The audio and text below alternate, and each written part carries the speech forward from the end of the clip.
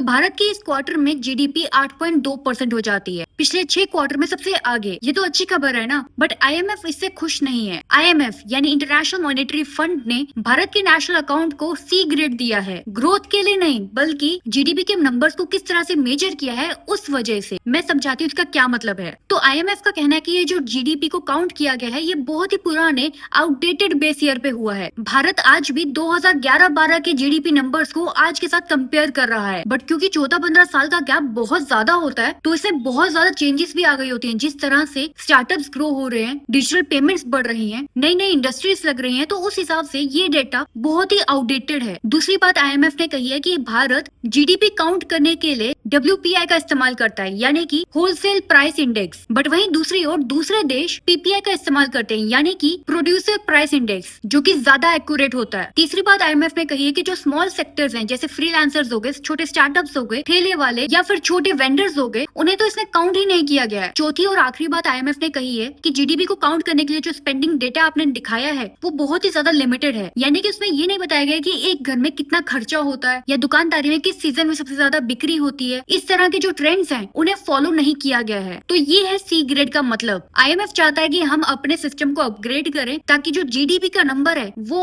और भी ज्यादा एक्यूरेट हो। देखो बात गलत नहीं है, सरकार को भी समझना चाहिए कि 10-15 साल हो चुके हैं सर्वे और सेंसेक्स कंडक्ट किए हुए, तो थोड़ा सा समय इस पर भी लगाया जाए। आपका इसके ऊपर क्या कहना है?